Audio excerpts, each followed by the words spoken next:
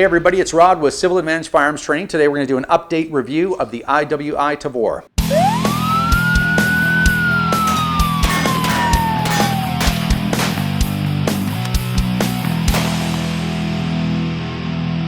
Hey guys, welcome back. I've been getting a lot of requests recently for an update review of the IWI Tavor. I didn't own one myself, so that would have been a little difficult. This one was lent to me by my good friend Brody, and I told him, he said, oh, you should do an update video on the Tavor. And I said, well, I don't own one. He goes, well, you can borrow mine. I said, well, if I'm going to do it the way that I administrate my reviews now, I said, if I'm going to do a review on it, I need it for 3 months and I need to run it as a primary. And he goes, yeah, no problem. I probably had this rifle for 7 months. So Brody's probably pretty angry and wants his rifle back. So let's get this out of the way. If you guys remember, one of my first review videos was the Tavor. And back then, I didn't really know anything about video production. I knew nothing about YouTube. I was just like, yeah, I'm going to try this, So I think I owe you guys an update. So I did run this rifle for quite a while. There's some things I like about it, some things I don't like about it. And then I'll give you whether I think it's worth the $3,000 that these things are going to cost you now at the end. So real quick, as quickly as I can, there's some things I didn't like about this rifle. Number one, I find the rifle to be pretty bulky back here. Is that a horrible thing? Probably not. But there's a couple of things that come along with that, which I'll detail soon. The next thing is I didn't find this to be the absolutely most reliable rifle I've ever fired. So interesting. These are in use in the IDF. I mean, these guys are carrying these things to protect their lives. I'm sure theirs run maybe a little bit better because they're running it every day. I don't know. But I had some light primer strikes, which I don't like. If a rifle's dirty and I clean it and it clears up, that's great. If it doesn't, I'm not a gunsmith, right? I'm just a regular dude. So a light primer strike, I don't like it. It's not something that I know how to fix right away if the gun is actually already clean. So if you Tavor experts out there, you know who you are, have anything to say about light primer strikes in these guns, put it in the description, in the comment box below, so you help your fellow firearm owners solve that problem if you do have the solution. The other thing about these Bullpups, and I'm not going to say this is a Tavor specific thing, but Bullpups, is that they can be finicky when it comes to magazines. The magazine well maybe has some lighter tolerances, maybe than a standard configuration rifle or an AR-15 kind of style rifle. So there's some mags that just won't work in these guns for whatever reason. I have a T97 NSR as well, same problem. Actually, it's even a little bit worse in that rifle. So anyway, I've got a video coming out. It'll be up in a couple of days. Me and Brody out in the forest, and he's going to run probably 10 magazines through this thing, so you can at least know about those 10 mags, whether they're going to run in your Tavor or not. So stay tuned for that one. So that's about it. That's the only things that I can really pick apart this rifle with. Now, what's good about it? Big list, but we'll move through it as quick as possible. What's good about this rifle is, one, that it's a bullpup. That's kind of a cool thing. And it's got an 18.5-inch barrel, which makes it non-restricted. That's a big deal to us in Canada.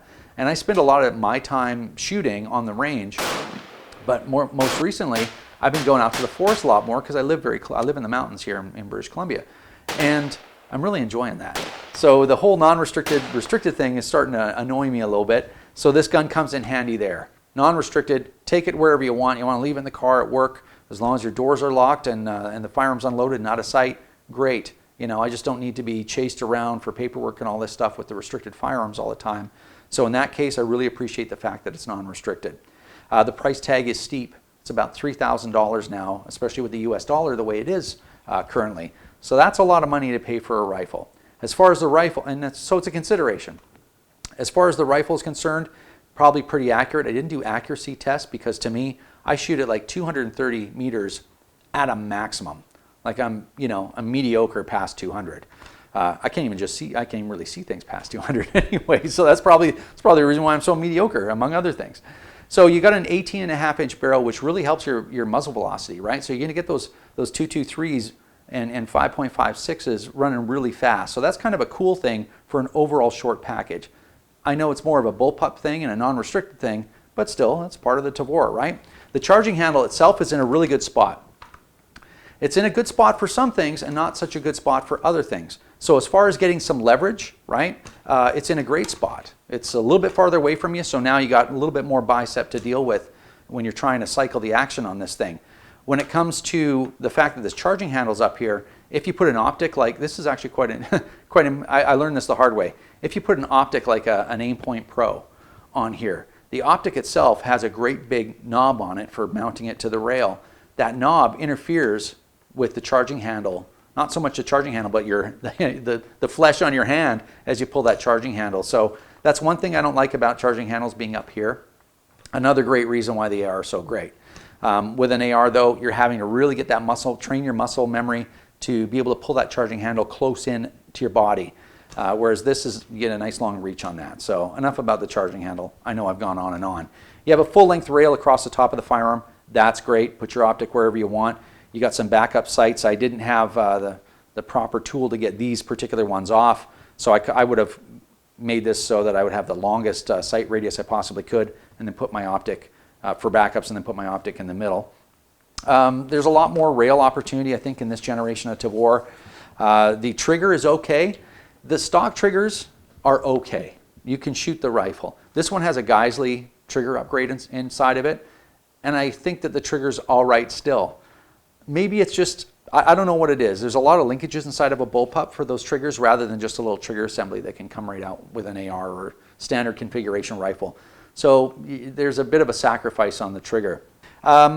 The other thing is the safety. The safety is what you'd expect on like an AR-15 or any standard rifle, even like an XCR or anything else, where it's right here at your thumb. It's ambidextrous. It's on both sides of the rifle. But what's really important is your training. So if I train on an AR-15, the easiest way to remember is if I want the bullets, if I want to take this thing off safe, I want to shoot it, put it into fire, I'm going to point my thumb in the direction of the bullets, which is out the barrel. Click, it's off. If I want to make the gun safe, meaning I want to pull the bullets back from the muzzle and keep them, my direction, I bring my thumb back this way. You can do that in the dark with your eyes closed, whatever. Same thing with the Tavor. It's the proper direction to do that. You got some sling mounts on this generation, which is good too.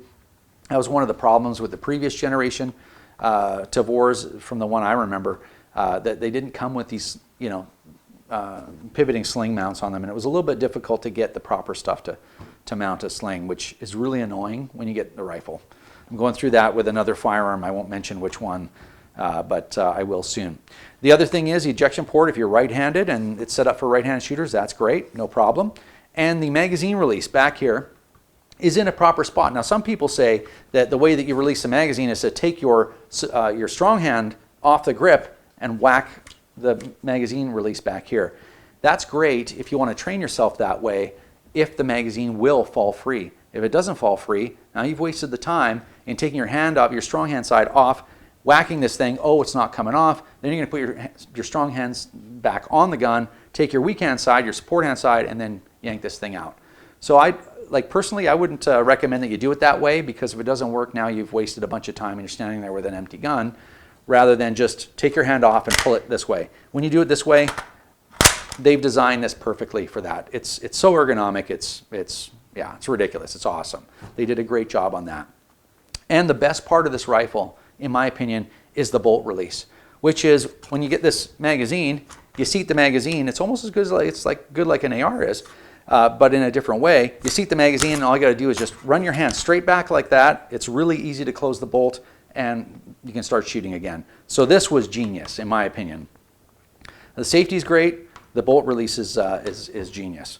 So with an AR-15, when you insert the magazine, just to explain what I meant, when you insert the magazine, your thumb's actually sitting right by the bolt release. So you can easily just reach your thumb up and close the bolt. So that was what I was referencing.